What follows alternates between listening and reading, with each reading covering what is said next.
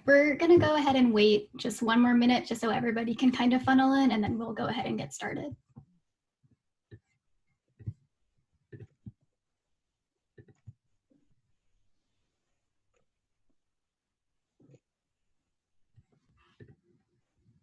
But I won't put the government.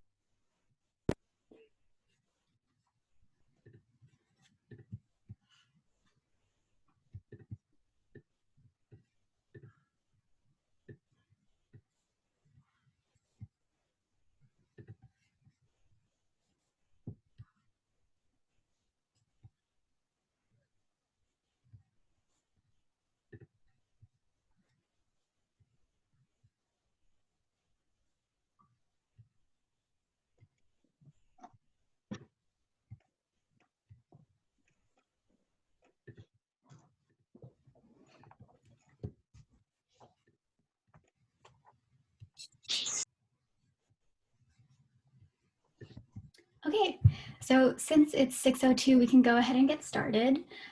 First of all, I would like to thank everybody for coming to our event today. My name is Divya. I'm the president of MSF, and I'll be co-moderating this event. Hi, everyone. My name is Vani. I am vice president, and I'm the other co-moderator. I will go ahead and send an attendance link for those of you that need to mark your attendance in a little bit, just to see if anyone else wants to join. But just a reminder, we would really love to see your faces. So if you'd like to turn your camera on and are able to, we would really appreciate that. And throughout the event, we'll be going through some predetermined questions, but if you have any questions, feel free to drop them in the chat and we'll try and integrate them as we go along. So the goal of today's event is to kind of seek to offer responses and insight into gender and sexual violence abroad. So we want to provide all of you with a substantive and informed discussion on this topic, and we hope that you're all able to gain some valuable information from today. So to start things off, could we have each of the panelists introduce yourselves and your background?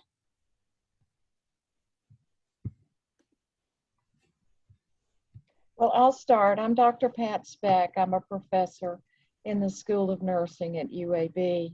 I'm also the coordinator of the Advanced Forensic Nursing program, graduate programs, and I work with a number of students and faculty to help them integrate the curriculums associated with trauma and trauma-informed care and health outcomes from trauma. Of course, trauma covers the lifespan from womb to tomb. And so we have to think in terms of collective traumas, and in particular complex traumas. And that's my patient population, is complex traumas and health outcomes.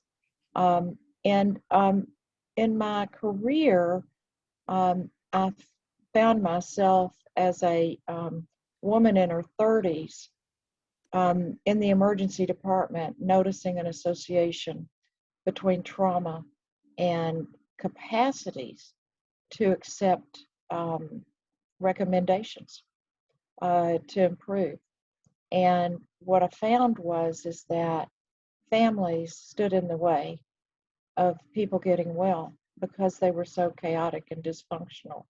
And so I started my research in the 80s, and I continue today to explore this unusual association of trauma and health, and then more importantly, how to help, number one, to prevent it, number two, how to identify it, recognize it, and then number three, if we find it, how to mitigate it. And so this has kept me working even after retirement, which is where I landed at UAB. And after my retirement, and I'm happy to be here. It's a happening place, and I'm all UAB'd, blazered up. So I hope you enjoy what we're talking about. Oh, one other thing I want you to know. Sometimes the things that I say may trigger persons who've had complex traumas and victimizations. If that happens to you, I'm available and I will stay on this call as long as anyone needs to talk out what has been triggered. triggering is normal. It helps you understand that your body's warning you that you're not safe. So one of the things I want to create for you tonight is a safe environment, one where you know that things that you say here are going to be accepted and that you are going to be honored. And many times we can't change our experiences, but we can definitely change our reactions to our experiences. So with that, I'm going to let go of the floor.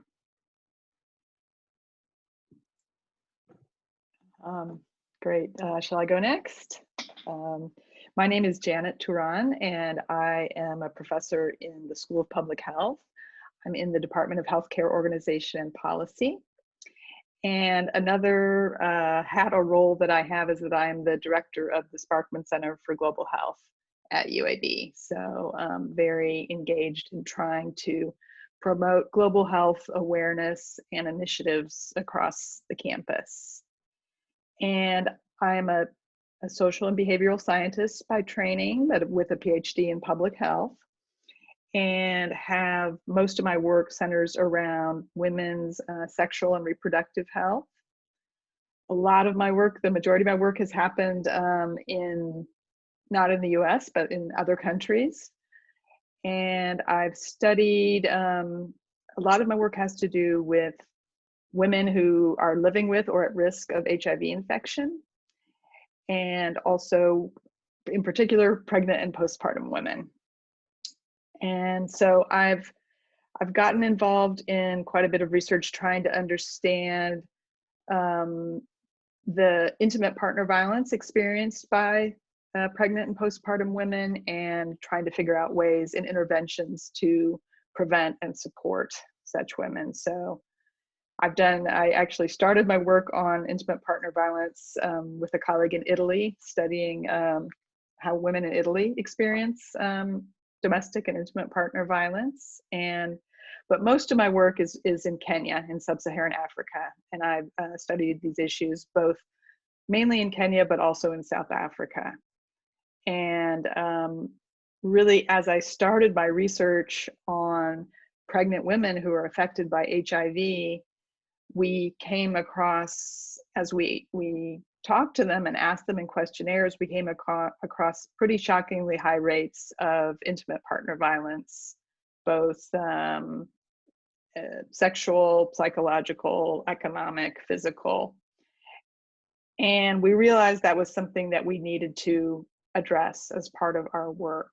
And I subsequently developed a clinic and community-based intervention to teach health workers how to screen for intimate partner violence and how to link women to the services that they need. And so it's been a continuing theme in my work. We've found that many women experience stigma and discrimination, and often that's in the form of violence, and that leads to further negative health outcomes. So it's a really important issue, and thank you so much for inviting me to be on this panel.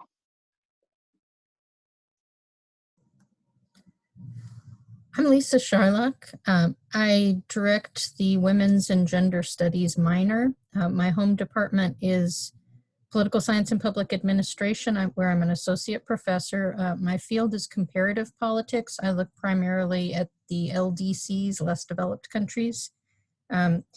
My first year, between my first and second years in graduate school, everybody else went off to statistics camp, but I wimped out, and so instead I went to the former Yugoslavia, which was undergoing a war.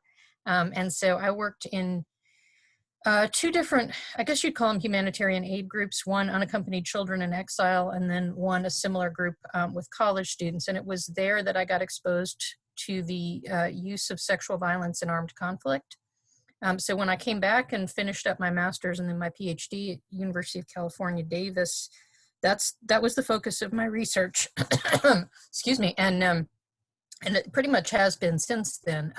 So I look at the political uses of rape and war. I've also looked a little bit at efforts to change rape policy, particularly in post-conflict societies. I've looked at rape insurance, and South Africa had rape insurance for a while. That was back when HIV drugs, antiretroviral drugs, were extremely expensive, right? And so India also had it like for a week, but then the women in India were not having it.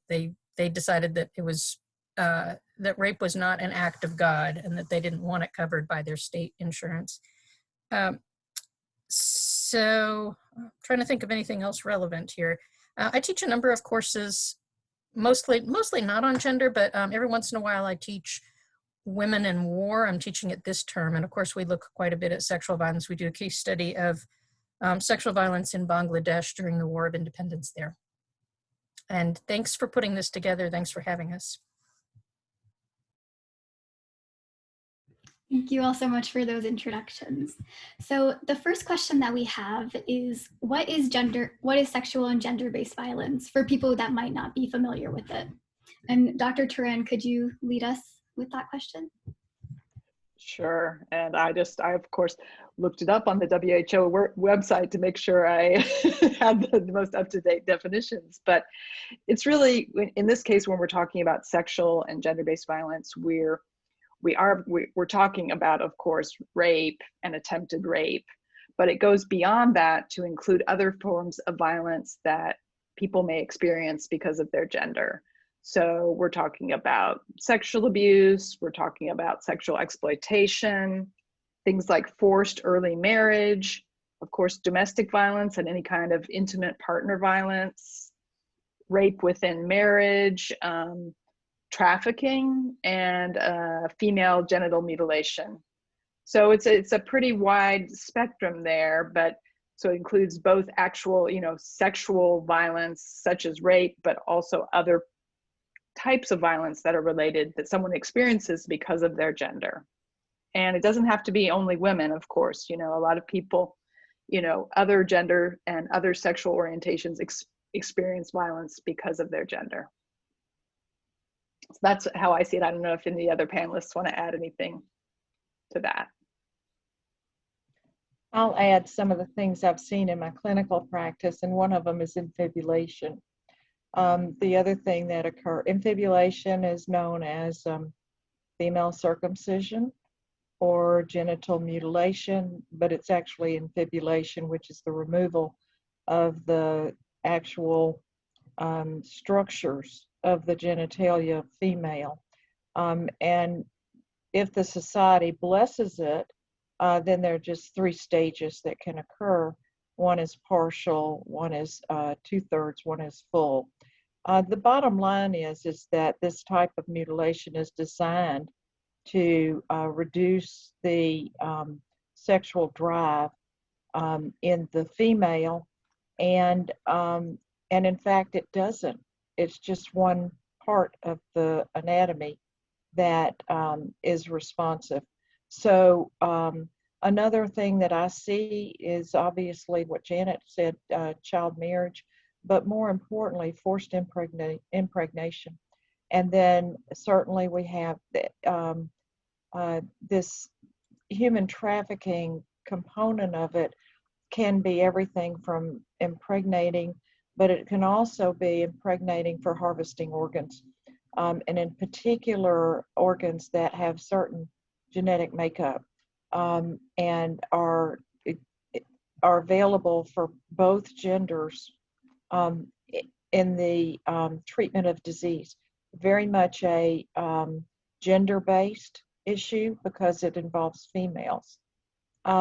Another thing that I see is that forced tattoos, particularly of ownership, and forced jewelry in the genitalia that will not, they won't be wearing it when they come in to see me, but they'll have the telltale signs of it. And it opens a door for inquiring about their life experiences. So there's a lot of different ways that happens, including tattoos that are associated with what I consider a removal of skin in patterns. And so it in very depending on where it is and what the purpose is of the perpetrator, it can take any number of forms.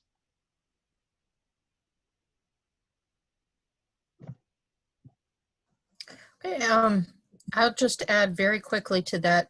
Being a political scientist, I would focus more on legal definitions, and I just wanted to emphasize that there is no one legal definition. Under international law, I think a turning point came in 1998 at the Tribunal for the Genocide in Rwanda, where the court defined rape in very broad terms so that it could apply to a variety of acts, and the perpetrators could be male, female, any gender, right? But the reason it matters is that a lot of countries now, India being one example, define rape very narrowly as penetration of a vagina by a penis without consent. So other acts that one might consider rape don't fall under that definition, and therefore there's a different set of laws entirely, and it's not considered quite as serious. And to add what Lisa's saying, the law in the United States didn't begin to change in rape until the 80s. And prior to that time, what Lisa said, the narrow definition of penile penetration to the vagina was considered the typical rape law. Of course, with the advent of child sexual abuse, some of that changed. Some of the relationships related to anal assault, oral assault changed in the 80s, but there still is, in some states, conjugal rights to people who are cohabitating and married. And that societal view, it's a vestige of ownership of the female, persists in many parts of the world. That the genitalia are owned, its property, and they will sue over penetration because the property has been destroyed. That is a recent phenomena of legislative change in the United States. Certainly I was not very, it seems like just a eye blink away, but it's actually been about 30 years now that began to change. So prior to that, Lisa's definition really held true even in the United States. And just, you know what, we're going to spend all night on question one. I can see it already. It seems like it. But I just wanted to add quickly that India still does not criminalize marital rape. Under the law, there's no such thing as marital. Yeah, and this is true in many countries, and it has to do with ownership of the female, even to the point of bartering the female as a child with arranged marriages. So this is a problem. It's a and we'll talk a little bit about what it means to penetrate a child, and what the lifelong consequences of penetration before they're mature. What are those consequences? And I'll talk about that in a little bit. Okay, I think we can move on to our next question. It actually has to do with what you just mentioned, Dr. Speck. So basically, what are the consequences of this type of violence on the individual, especially in terms of physical, mental, and emotional health? Well, let me talk about physical, and I'll let Janet and Lisa talk about mental health, but the physical health basically destroys the pelvic floor structures. And once they're destroyed, then they end up with everything from prolapse, incontinence, fistulas. Fistula is a pathway from the colon or the rectum into the vagina, where feces exits through the vagina, making them essentially untouchable in their communities. So during the Congolese War, the rape was identified, and lots of complaints about that occurred.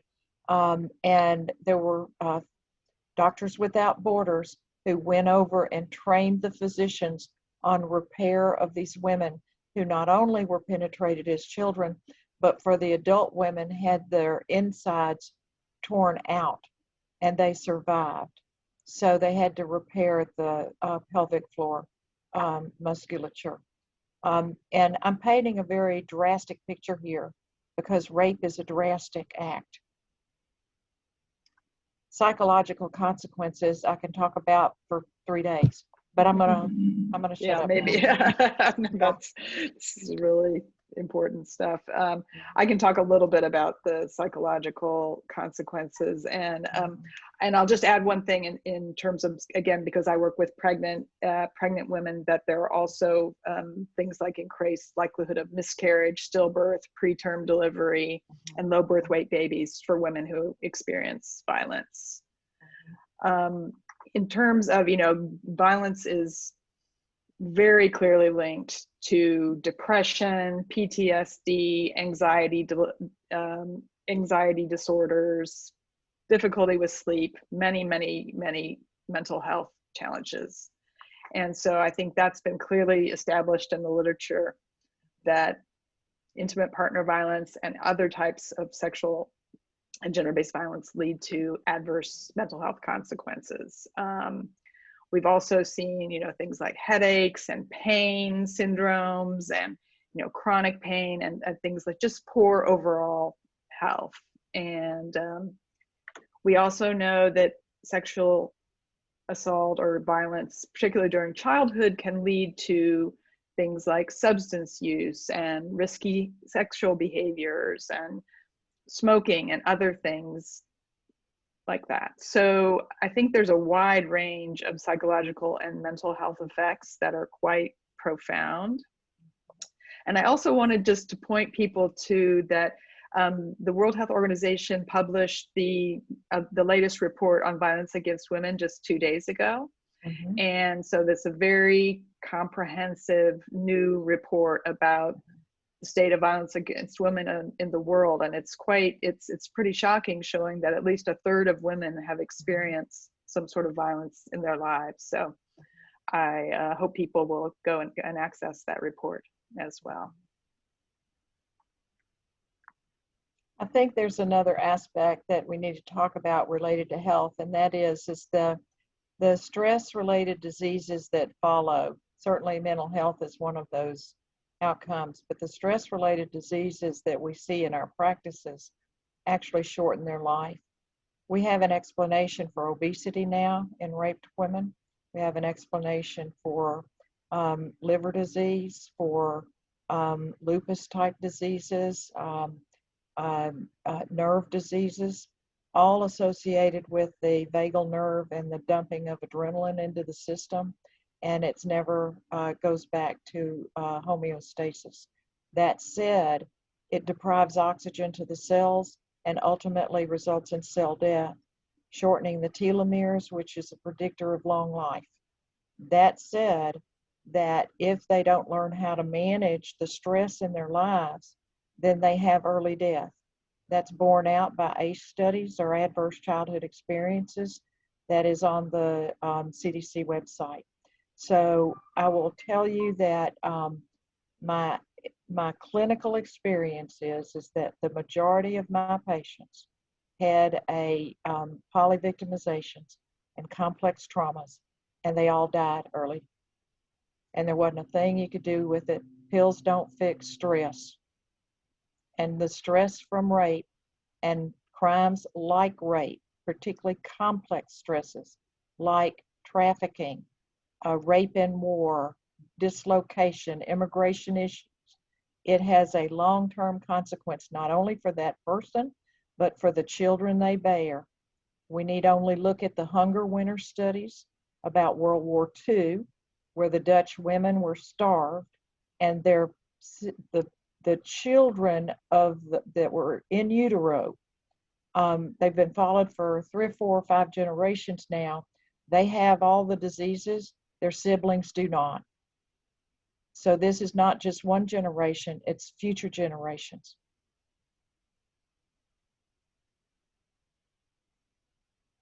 Okay, I think we can move on to our next question. So the third question is, how do humanitarian agencies provide aid for violence victims? What treatments are usually offered?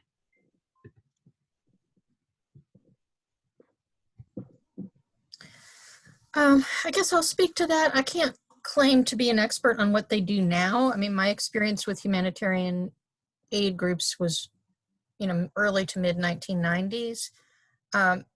But basically, the short answer is back then they didn't do much, right?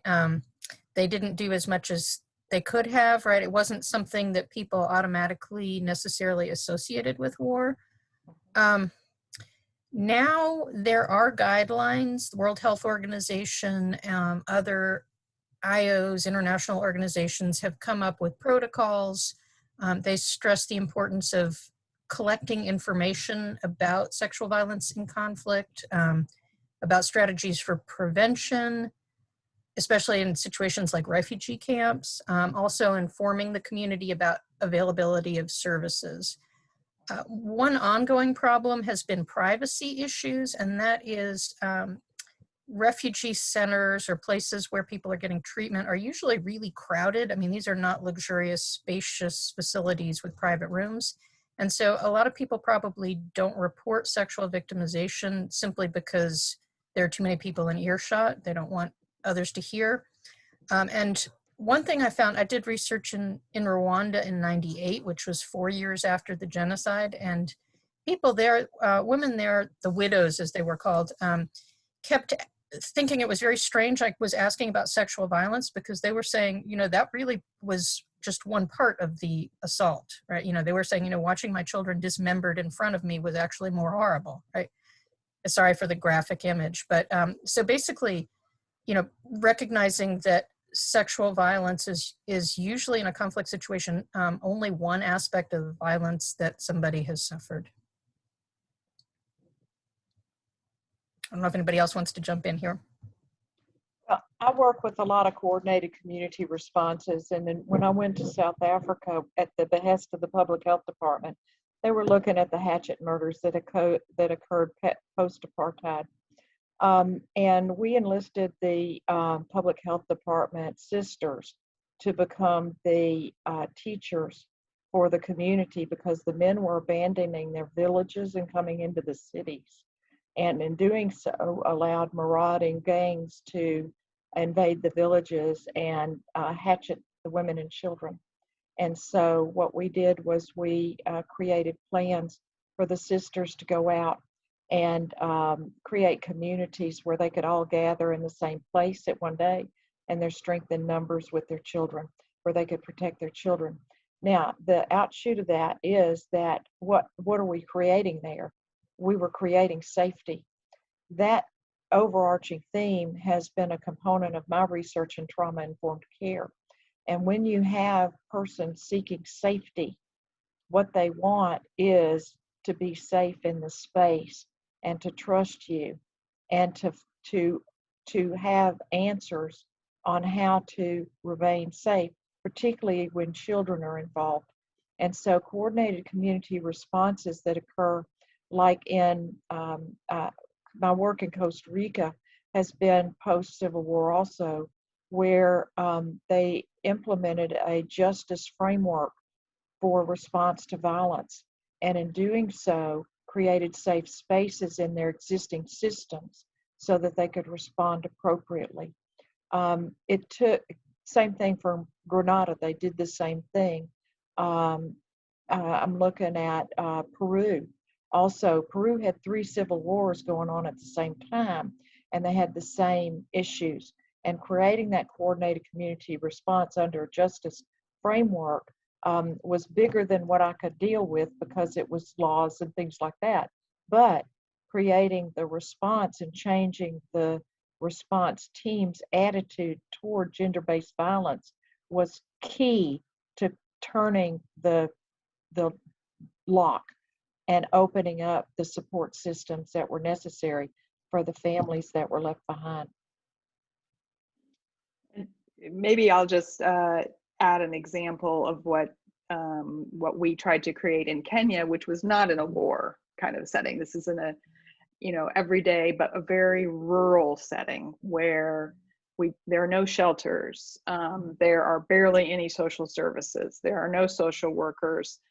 And so how do you create supports and linkages for women in a setting where, you know, maybe over 50% of women experience some sort of intimate partner violence in their lives. And it's intensified in the setting of HIV, where there are fears of disclosure and consequences. So what we worked with the local primary healthcare center to set up is, one, we had to really do intensive training with the healthcare workers, because they've never asked about violence. I mean, this is very typical from everywhere, right? They don't know anything. And, you know, and it's actually could be dangerous if you have people starting to ask women about violence if they don't understand, and they could actually be repercussions. So training of the whole facility staff, from the receptionist to the guard who opens the door, everybody in understanding what violence is, why it is damaging, and confidentiality and privacy. And really challenging for these primary healthcare workers who have a lot on their plate already. And this is seen as something that's like a family matter. We don't deal with this. This is what the families do. But so this really comprehensive and ongoing training. And then, because they didn't have any resources in the community, we had to we trained these, what we called community support persons, and they were local people from the community who, once a woman did actually open up and disclose violence, which I know we've acknowledged that that's really hard too, that she would be offered to meet with this linkage person who would help her get to the next town and, you know, seek medical care, or get hooked up with the one pro bono lawyer that we could find who was in the next town.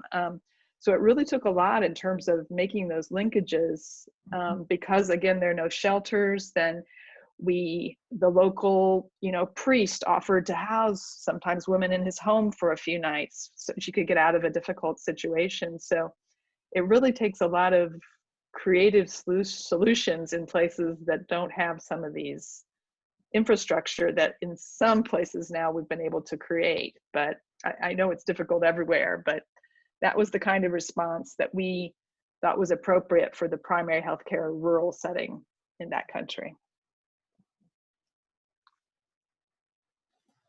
Okay, thank you. Our next question is just about any patterns that you've noticed. So have there been any identified trends when it comes to the cases that have been reported?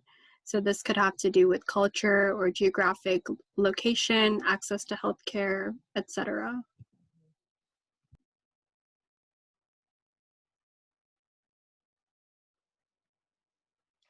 My experience in working in other countries follows what Janet's been saying too. When you involve the stakeholders to create their solutions, they know what their resources are, and they're more likely to follow through. In all the countries I've worked in, and I've been in the Middle East and Africa and South America and Central America,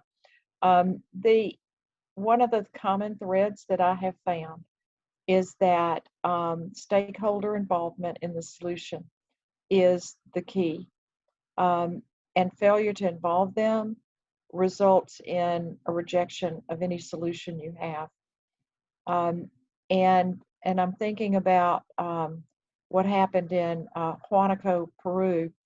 Was the community gathered together.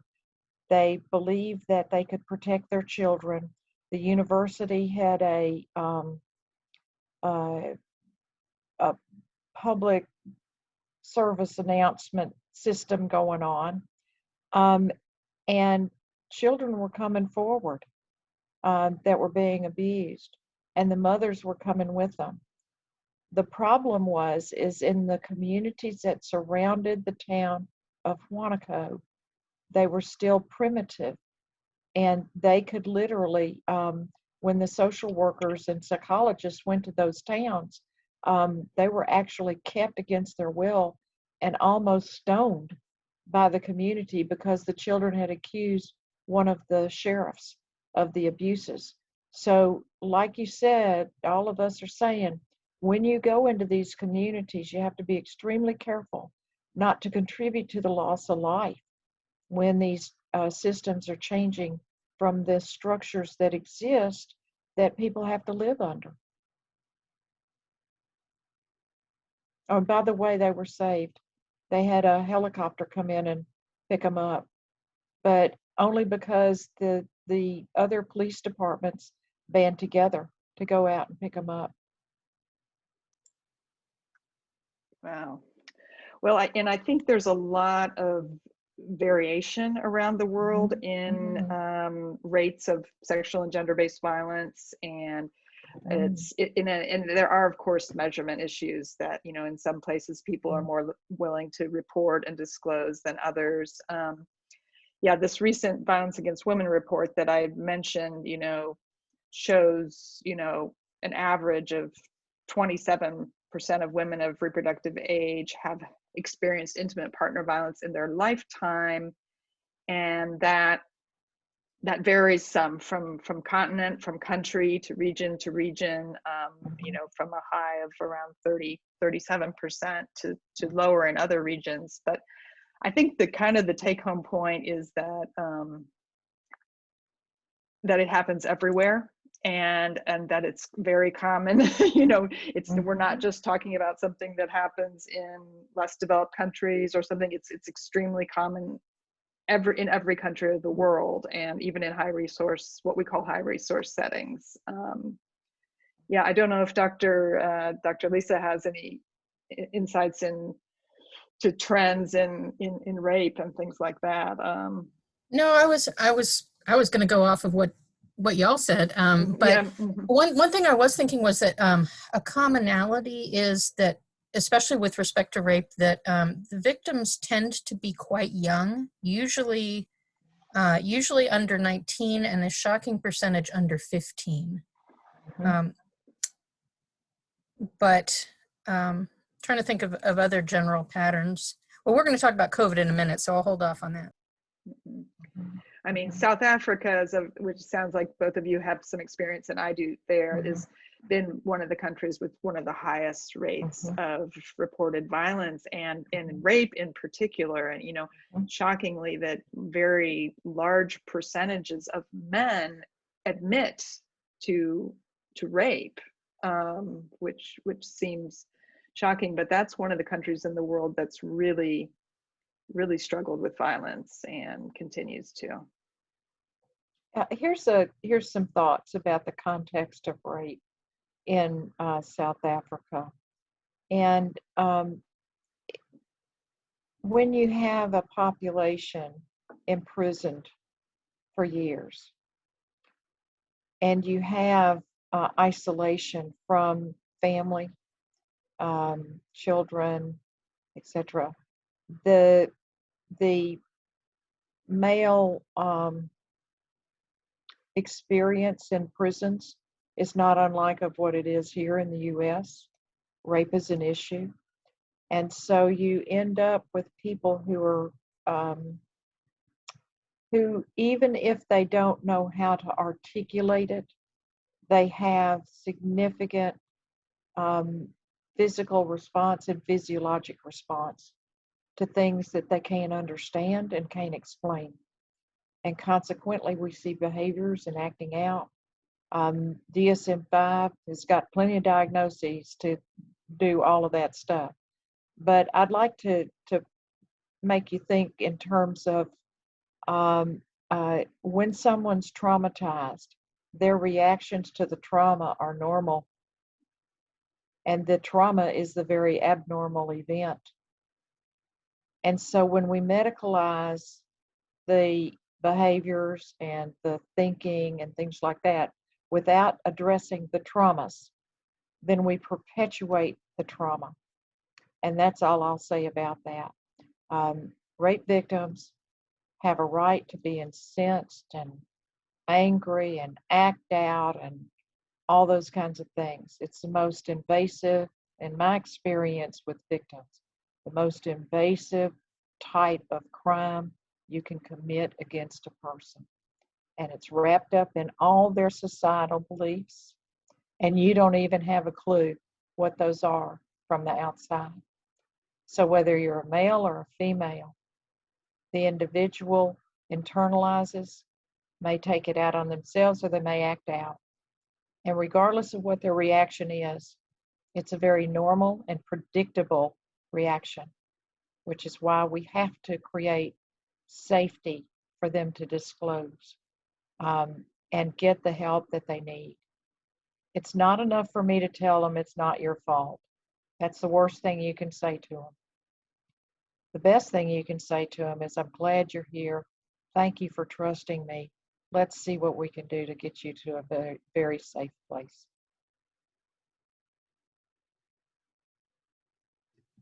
Okay. This next question might be better geared for Dr. Charlak, but it is, what happens to the perpetrators of these crimes? Do they get away from any consequences, or are they punished?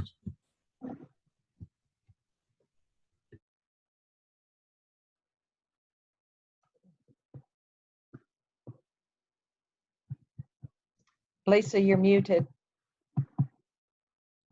Start Thank over. you. It's Sorry. I can't wait to hear what you're going to say. Sorry. What I said was that, at the risk of sounding like a broken record, there are cross-cultural variations, but in general, they get away with it. Right? In most countries, rates of reporting are low. In most countries, rates of prosecution are low. And then of those that are actually prosecuted, rates of conviction are low. So, my field is a very quantitative one, and my advisors in grad school used to get frustrated because I didn't have exact statistical percentages on everything. But, basically we know that a majority of people don't report. And when you're looking at things like a wartime situation, it may only be like 2% of the population is going to actually report a crime.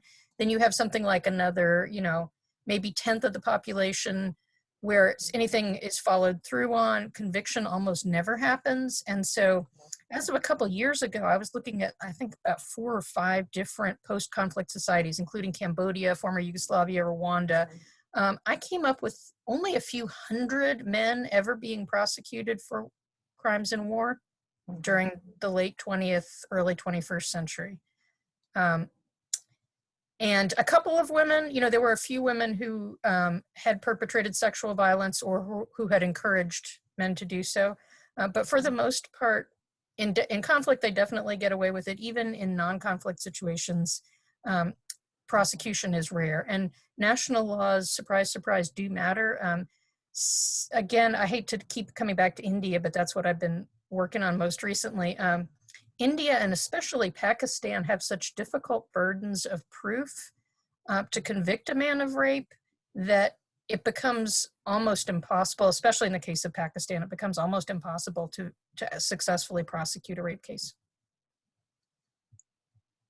Yeah, and I, again, we're just adding from the Kenyan situation of a non-conflict situation that, this what would happen is that if women would get up the courage to go and go into the local town and report, then the police would often laugh at her, or definitely side with the husband and send her away. And so that just points out the importance of including the police and the judges and the whole criminal justice system in these types of interventions, because otherwise when women do take that step to report, they're not going to get any answer. So we that's why we also in these interventions we included the police, we included judges, we included the local village elders, because even sometimes women would just take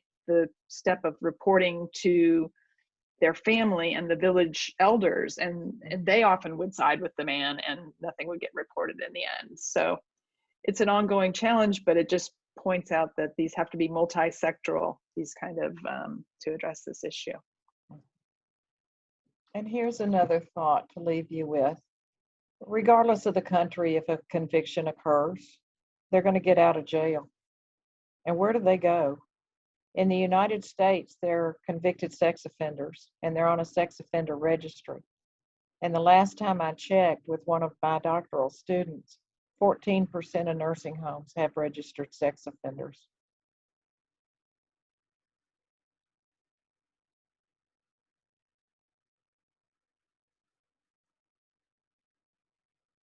Okay.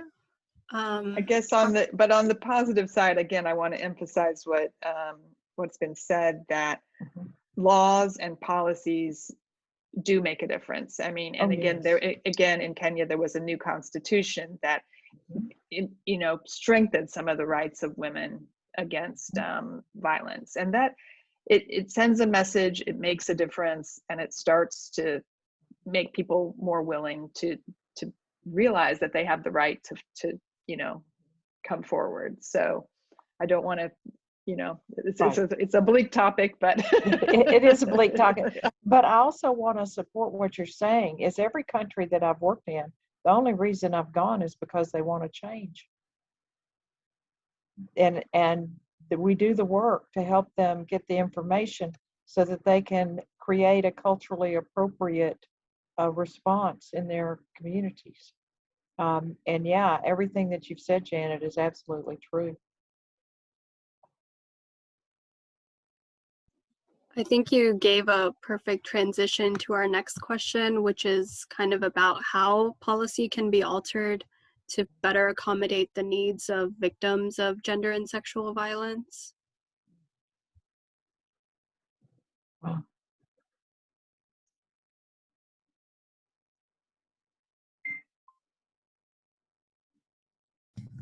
I think I had claimed that one, hadn't I?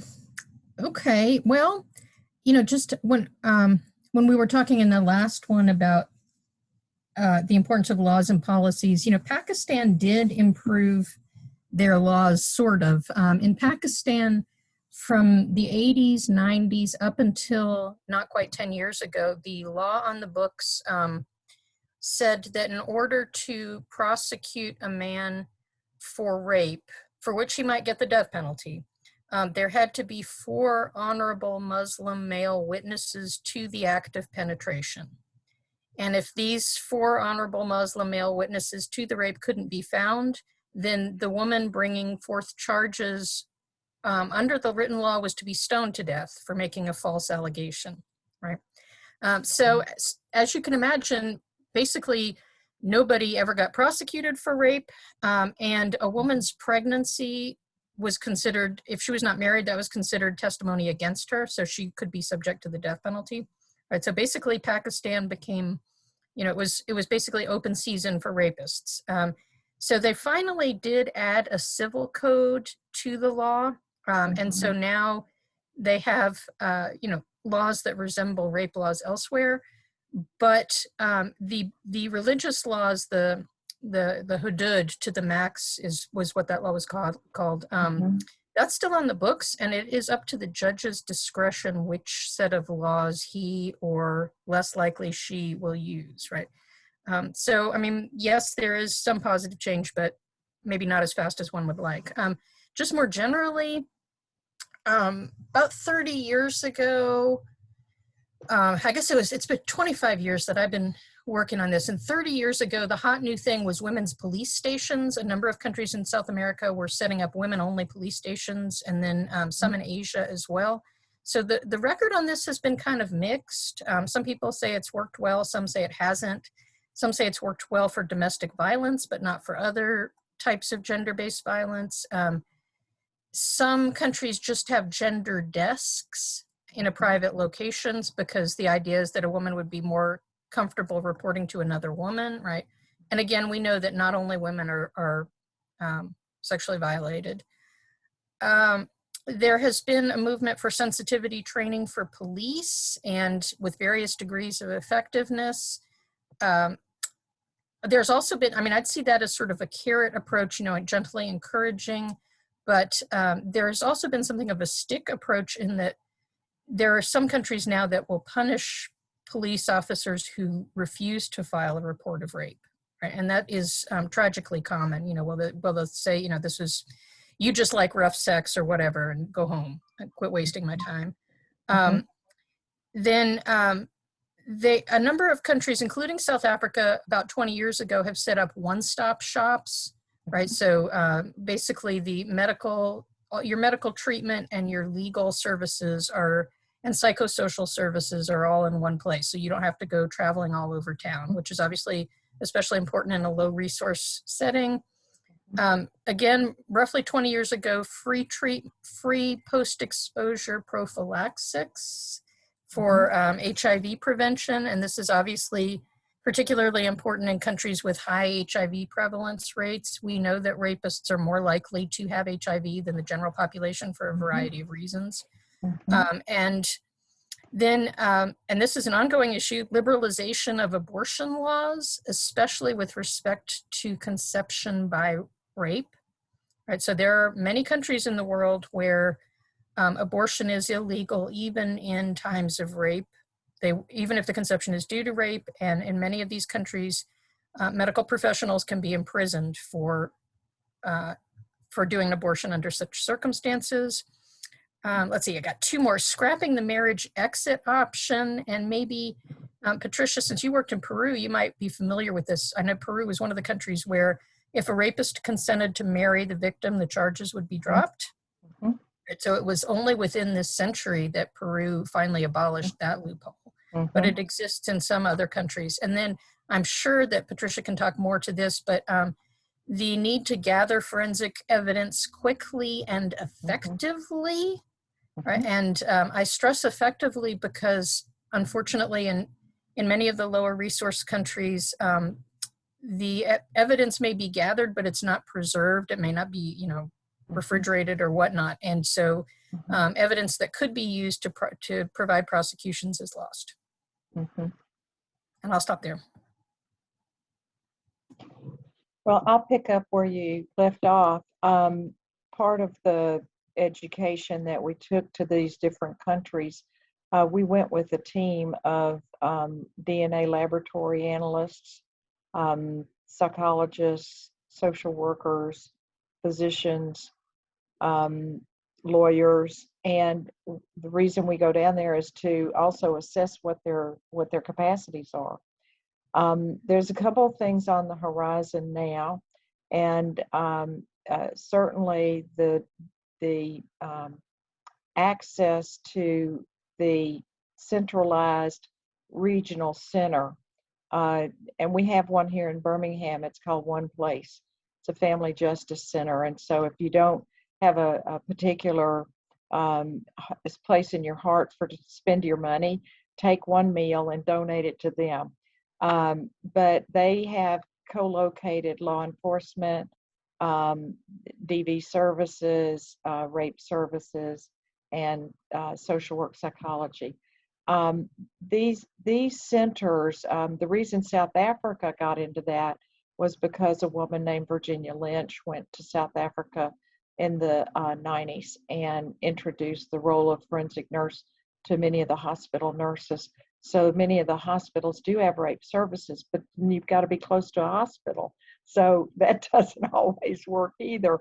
So then on the horizon, self-collection is an opportunity for people to preserve the evidence. And that's particularly true. And we have a future question about how do we get people to come forward? Remember, I talked about that safety issue. Self-collection is controversial because in the US, we want them to have a trained nurse, yada, yada. Physicians rejected this role back in the 70s, by the way. But I would encourage any physician or soon-to-be physician on this call to consider developing an interest in this population. They desperately need your skills and knowledge to work as part of that team. At any rate, that self-collection piece and preservation, because all it needs is drying. And my research on DNA detection in reproductive age women, if they can collect within 9 days, we can find DNA with some of the advanced methods that are making their way into these low-resourced countries. We can find DNA up to 9 days in 65% of women, and it's foreign DNA. So while the technology is growing leaps and bounds, the issue is always access, equity in the access. So it is about the response, and another thing I'm doing right now is working with an organization to create common curricula in nursing schools that integrate forensic nursing principles, whether they be legal and ethical, forensic science, and certainly nursing process associated with care of that patient in a trauma-informed environment. These kinds of integration of curricula will create alignment with the nursing profession globally. And when that happens, we'll begin to see these forensic principles integrated into the curriculums all over the world. And it has to do with, you're going to be treating people who are victims of violent crime, period. You heard the numbers from Lisa and Janet, 1 in 3, 1 in 2, 1 in 3 and 4. You're not going to get away from it. So you might as well integrate the response to it and consider trauma a universal experience. It's universal. It may not be as serious as trafficking, but trauma is perception-based. And so that person's experience is what matters. It's their internalization of that. Getting back to that forensic evidence piece, the National Institutes of Justice and National Institutes of Standards and Testing will be coming out with evidence management guidelines that are available all over the world. So regardless of the government, make sure that they know the U.S. has consensus documents about how to preserve in low resource areas. And primarily it is dry it all. And if you can get it, the drier you can get it, the better it is. And if you can't dry, freeze. So we know what we need to do in order to improve the care and the justice system. And it's just a matter of taking one bite of that elephant at a time. And we're doing it now. So thanks, Lisa, for bringing that up. It's a terribly important thing that I'm very, very passionate about. Yeah, I just wanted that, Patricia, can you explain like how the self-collection works? I was trying to understand that. Well, let me give you an example. I had a prisoner that complained of rape, but he couldn't complain until day 3. But he came in because he had kept the napkin that he blew his nose in and spit in afterwards, put it in his pocket, and brought it to me. And in the meantime, the assailant, he was vomiting and a few other things, but the assailant forced him to brush his teeth and gargle. So essentially, there wasn't going to be any evidence in his mouth 3 days later, but he brought in the towel that he'd used, and there was a conviction on it. So that's what the principle of self-collection is. So if you're a female, most females know, well, I don't want to get too graphic, but we know our body parts, and we have reasons to mess around in our body parts every month. So the question is, what do you do with the tampon? A tampon becomes that evidence, and they can hold it in there for at least 24 hours before the bacterial growth affects the DNA. All I'm saying is there is opportunity for victims of particularly rape to preserve the evidence, not necessarily on their body, but like my research showed, we can collect for a long time. And that research has now changed protocols for 5 days. And that's because most labs are not advanced like my research lab was for my work. Okay, so does that help explain it? Yes, thank you. Yeah, I understand. Okay, and isn't it exciting to know that? Yeah, it is, and it really, again, for low resource settings, it's great Absolutely. to know that could work. Okay, great, thank you. So we actually have a question in the chat from Dr. Garten. So she was referring back to something that Dr. Speck said, and it was the only reasons that she ever went to another country or into a community for her work was because that community wanted change.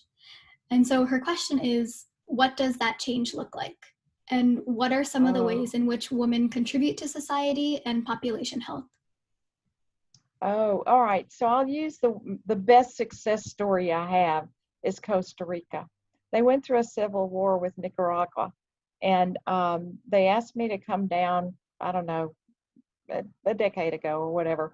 Anyway, and I took a team down with me, and we taught them about coordinated community responses. And we started by training 4 communities. We trained the trainer, and they now have trained, are you ready, 20 communities. So pretty much the entire country of Costa Rica has a coordinated community response, one-stop shop, where everybody gets the training that really essentially starts by believing and treats that victim with all kinds of measures to maintain safety and to ensure that they get the medical follow-up that's necessary. I'll tell you the next step is the University of Costa Rica School of Nursing is going to be implementing a forensic nursing program in their graduate school. So once that happens, then it's institutionalized, and I can step away and be very confident that they're going to look to the evidence from here on out. So that's a success story, and there are others, but that one I'm so proud of, that I was invited to be a participant and can actually let it go now. So I hope that answered the question. I think that's an I just add amazing quickly. example. Yeah. Oh, go ahead. Oh, Jen. go ahead. No, I was you just go. going to say that I think a first step in a lot of settings is for women to become empowered, more educated, and get angry and really want to fight and push for that change. And so it's not something that's going to naturally happen on its own until often in many societies, women and transgender people have to start getting angry and advocating and be joined by people that support them. And Lisa, why don't you go ahead and add? I was just going to add that in gender studies, we talk about intersectionality a lot. And I would stress that here as well. In some of the societies that I've looked at, there are definitely sectors of society that do not want change. They want things to stay exactly the way they are. And that might not, I'm not just talking about men, it might be certain ethnic or racial or social class or caste categories. So I guess I would say that we'd have to unpack the category women sometimes. I agree with that. In fact, in Costa Rica, it was a judge who was in the Congress of Judges that is equivalent to our Supreme Court justice for her country. And she ended up, by virtue of the way it dialed out on the years, that was her year to be the Chief Justice of the Justices. And that's when she took her role and literally implemented the justice framework in partnership with the United States Department of State, and brought a team in to begin this transition. And it took a decade, but oh my goodness, are they ever flying now? And I still keep in touch with these people, and they tell me about the good things that they're able to do, and they are spreading it themselves to other countries who want to emulate that area.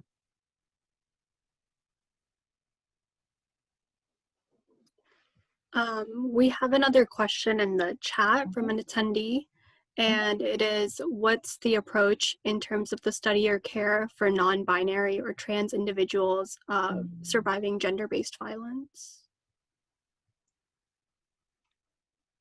I don't have my own personal experience working with this population, but I'm aware of a lot of research and activity going on with this population, and can just say I think we all realize that trans people experience some of the highest rates of violence in almost every country, and it's really quite shocking when you see the levels of community partner police violence that are experienced by these populations. So what I've seen is that these communities need some pretty special and tailored kind of support services, and as Patricia is talking about, safe spaces, and really some unique and tailored safe spaces where they can really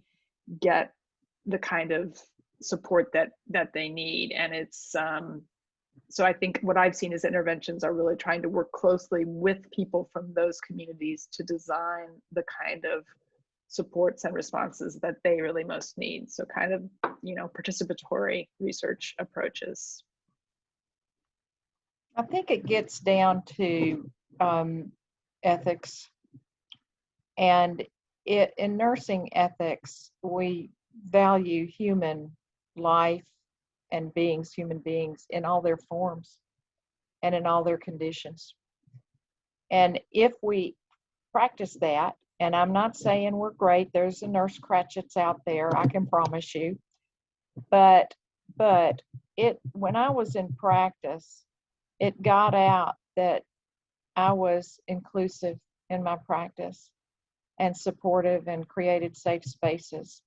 And I had a large following of LGBTQ persons who would come to me and say, and it was always the same thing, I heard that you treated so-and-so and that you know about me, because it was very, very hard to disclose. And then we've got to do a better job. We're part of the solution in healthcare. We've got to do a better job in being sensitive to public questions that ask, what's your sex? Are you kidding me? You can't do that. You really have to create safe spaces, private spaces, and then get permission. May I talk to you about X, Y, or Z? And when we do that, what I've found is the population of persons who are marginalized, who are vulnerable, who don't want to really talk about the things that they're doing in their trans life. They want me to know about it. And in fact, I do know about it, but I need to hear what's important to them. And it's in that relationship that I exercise trauma-informed care, gaining permission with every step to be able to broach subjects that are uncomfortable for all. I mean, I have the same issue with heterosexual couples who don't talk about sex, and I need to talk to them about their sex. So this is not unlike regular practice, but the population that I'm working with is so very much more vulnerable, and more vulnerable to, it's almost like there's antenna that are waiting for that that piece that says you're not really genuine, you're not really caring.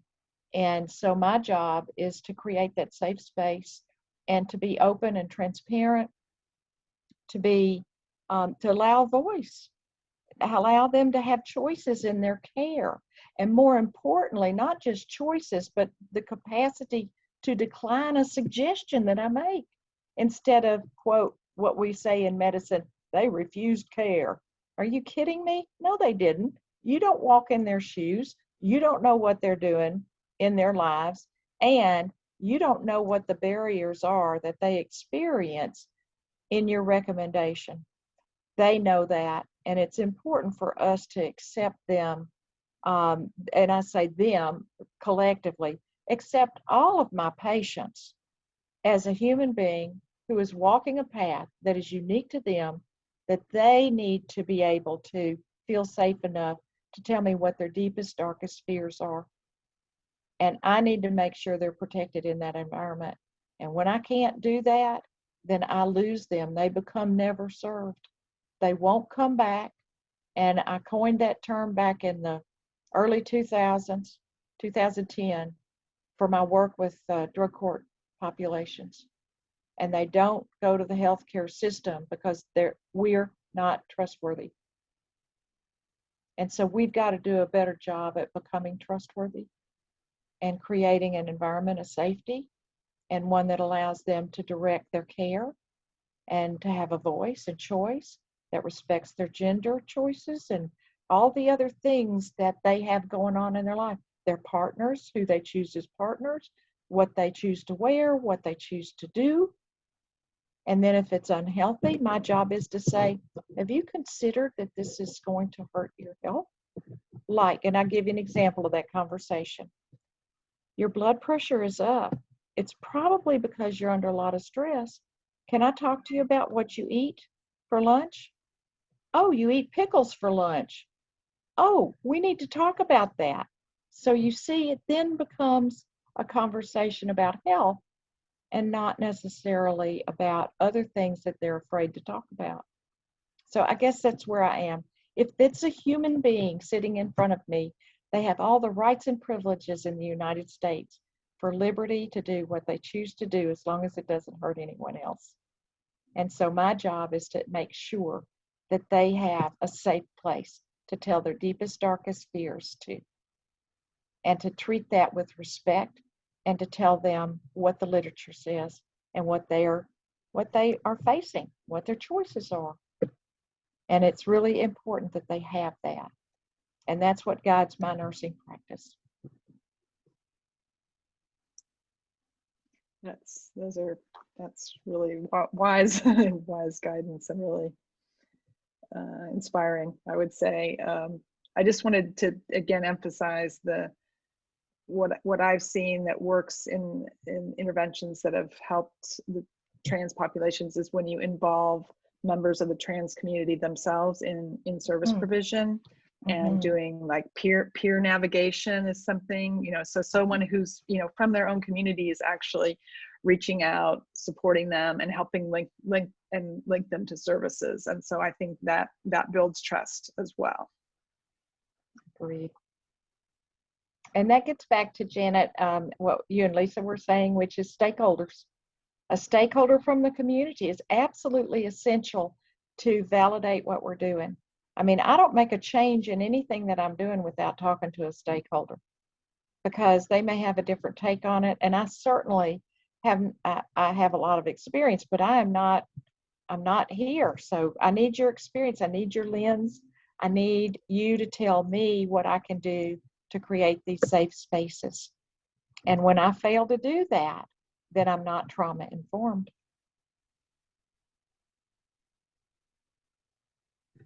Okay, so the last question that we have on our list is, how can students bring more awareness to the issue of gender and sexual violence, and how can they educate themselves further?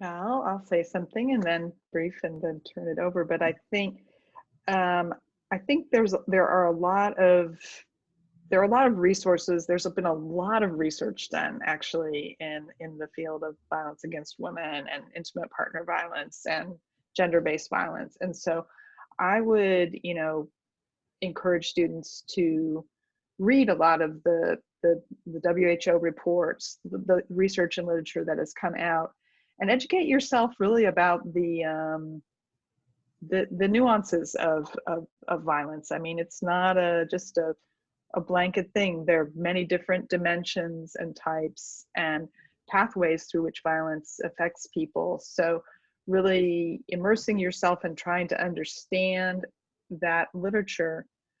I'll say something else that Patricia kind of has mentioned, that this is a hard field to work in. It's a very, it can be triggering, it can be upsetting, it causes trauma and burnout. And I even remember once I was working at a violence at a shelter, a women's shelter in Turkey, and we were doing research, collecting research on all the calls and all the that they got from people who were experiencing violence, and just reading all those stories. I mean, it's really important to hear those stories, but it's hard. It's really hard. And I know that people that deal with violence day in and day out, they need a lot of self-care. I'm sure Patricia can speak to that, because it's difficult work. But I would really, it's one of the most impactful areas that you can work on and try to change.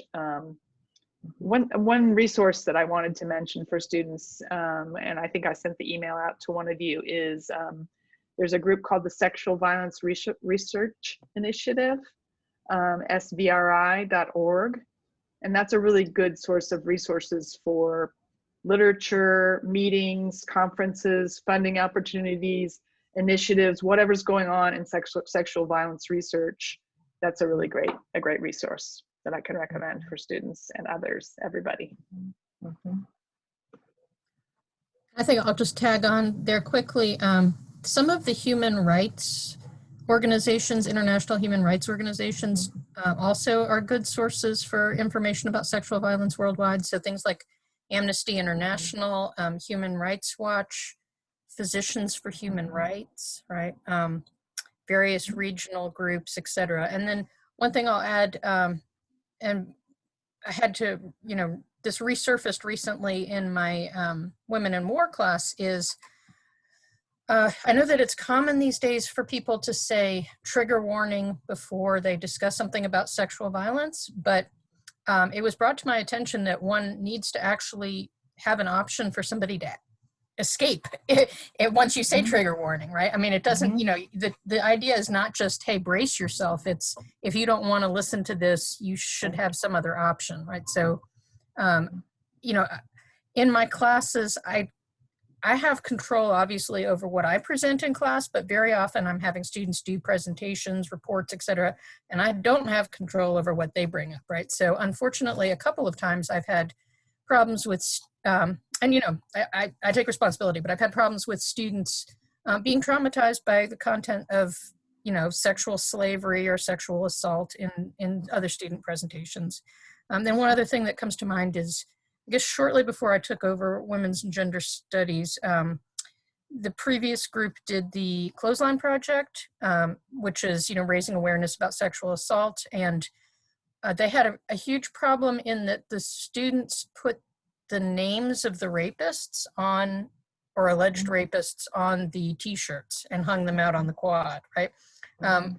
So, in the Clothesline Project, people disclose their sexual violence, they're having been a survivor of sexual violence, and you leave the shirts or whatever out in a public place for the dirty laundry to be exposed.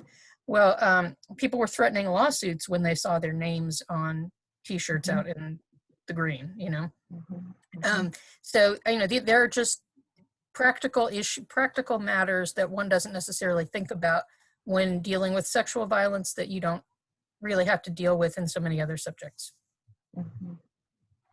I think too, next month is Sexual Assault Awareness Month in the United States. There is a worldwide movement, but they don't always coincide in April. Take Back the Night is a thing that we're going to be planning. My first Take Back the Night was in the 1980s. When we look at the progress made about rape in society, and when I started, women could not enter contracts on their own. Think about that. All you have to do is go watch the It's a Matter of Sex movie about Ruth Bader Ginsburg's life, and you will see my history. And I was grown up and married at the time when she was getting all those things overturned. Bottom line is that we are light years away from where we were 40 years ago, 50 years ago. We are not close enough yet to stop the violence. But these are the great things you need to know. 95% of women raped actually have what's called adversarial growth. They don't end up with mental health problems. They don't end up with other kinds of issues. They have minor issues, but they don't end up with what the research warns us about. Now, how do we know that? We know that because if that were the case, that they end up with mental health problems, you would have half the population diagnosed with a DSM-5. Okay, it hadn't happened.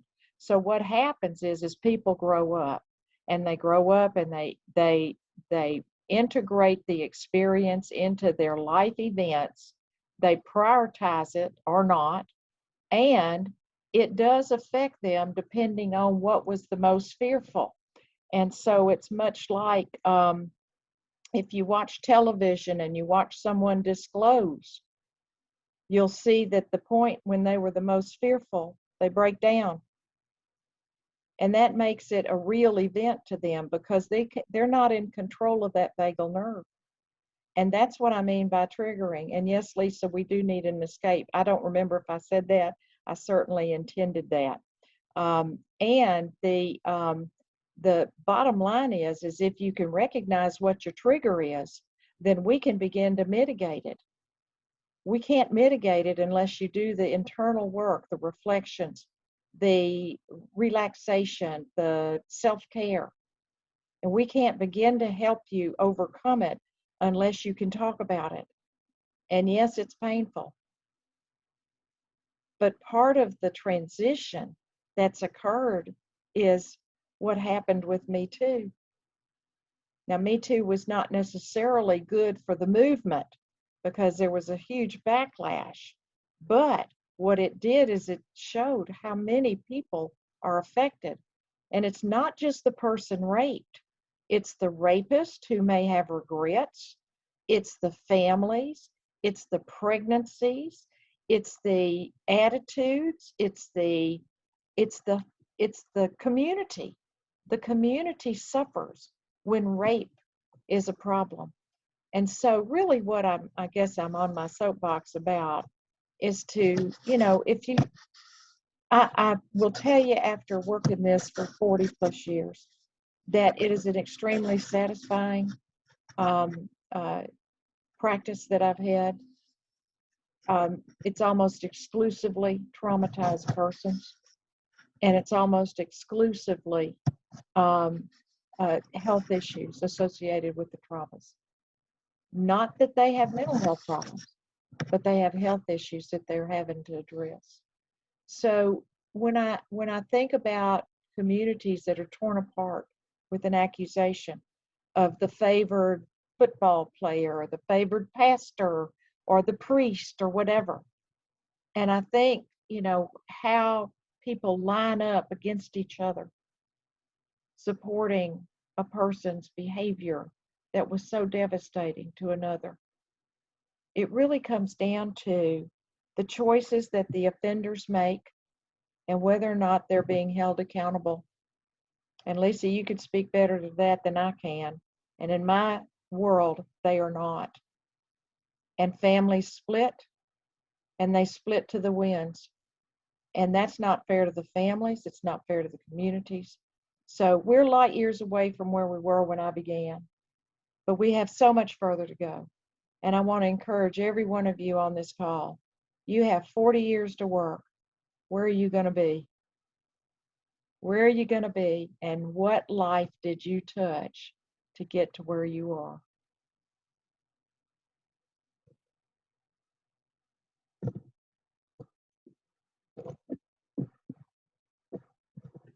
Okay, so that is all of the questions that we have for tonight.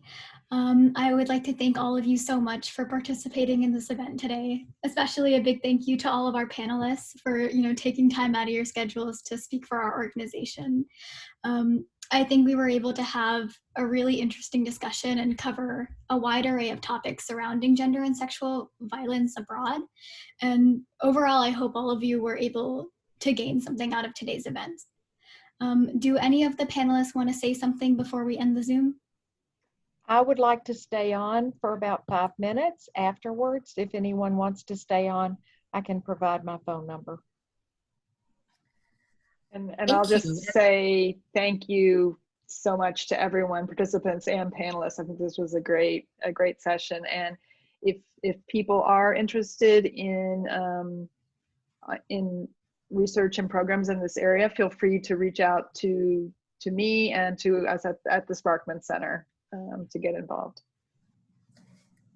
Great. And I see that there was a question in the chat that we didn't get to. Asia Ford asked about what's being done to protect the younger population of females, right? So in terms of the World Health Organization, I don't know so much what they specifically have done, but I would say that this is a difficult population to reach simply because the enemy is so often the people who are supposedly protecting you. That's right. So, Asia, I'm sorry that we gave kind of short shrift to your question there. And COVID has made it worse because they're trapped at home with their abusers. Yeah. So I suspect that we're going to have huge health problems in the next 10 years related to this event that has affected so many lives.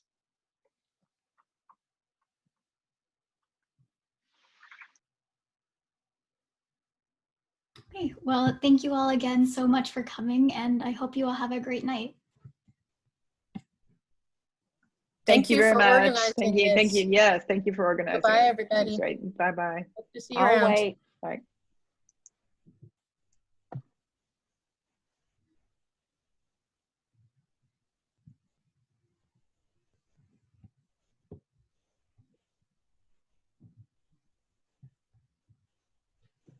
So is there someone who would like to ask me a question or to get my phone number and talk?